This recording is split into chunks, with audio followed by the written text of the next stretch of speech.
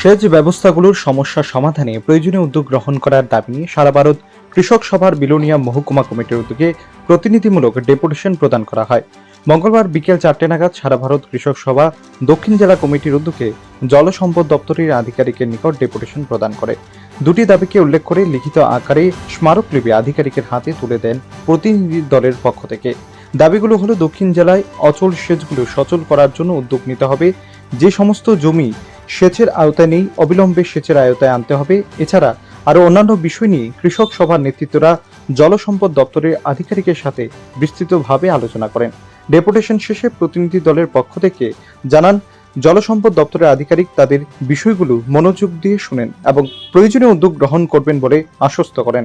সারা ভারত কৃষক সভা দক্ষিণ ত্রিপুরা জেলা কমিটির উদ্যোগে আয়োজিত 5 জনের প্রতিনিধিমূলক ডেপুটেশনে ছিলেন সারা ভারত কৃষক সভা বিলোনিয়া মহকুমা সম্পাদক বাবুল দেবনাথ, জেলা সম্পাদক মিহির পাটারি, জেলা কমিটির সদস্য বিকাশ পাল সহ অন্যান্যরা।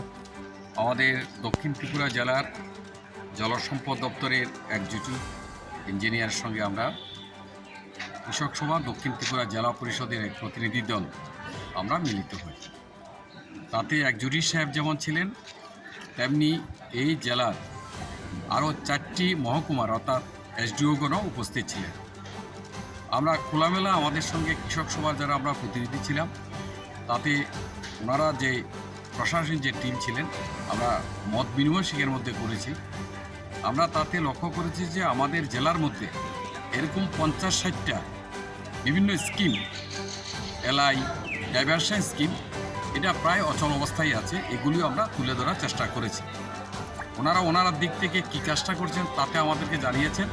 খুব স্বার্থপূর্ণভাবে আমরা খোলামেলা সেখানের মধ্যে আলোচনা হয়েছে এবং আমাদের বক্তব্যগুলো ওনারা নোট করেছেন এবং কৃষকদের সঙ্গে কথাবার্তা বলে সেগুলি সমাধান করার জন্য উদ্যোগ গ্রহণ করতে ওনারা জানিয়েছে।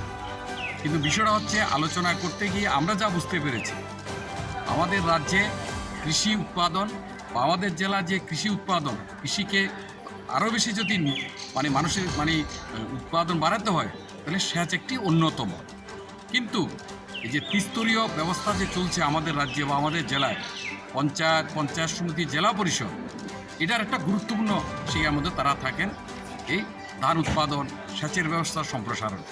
তাতে আমরা আলোচনা করে বুঝতে পেরেছি যে আমাদের দক্ষিণ ত্রিপুরা জেলার ত্রিস্তরীয় পঞ্চায়েত একটা উদাসীন অবস্থা আছে বলে আমরা সেখানের মধ্যে আমাদের কাছে মনে হয়েছে।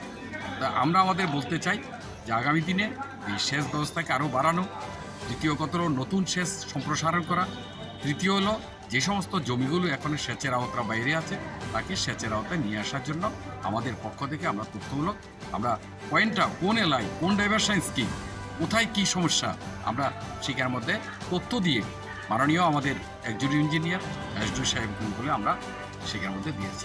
আপনারা কয় দফা দাবিতে আজকের এই ডেপুটেশন? মূলত হচ্ছে পুরানো যে সেচগুলো সেচ যে উৎসগুলি আছে তাকে সেখানের মধ্যে সারাই করা, সচল করা, যেগুলো একদম অচল তাকে আরও সারাই করে নেওয়া, নতুন স্কিম চালু করা, পাইপ বা ছোটোখাটো যে নষ্ট হয়েছে তাগুলি সেখানের মধ্যে সারানোর জন্য আমরা এই কথা বলেছি। আমাদের দক্ষিণ ত্রিপুরা জেলা কমিটির মিহির পাটারিও উনি বিষয়টা বলেন। ব্যুরো রিপোর্ট, প্রগতি নিউজ।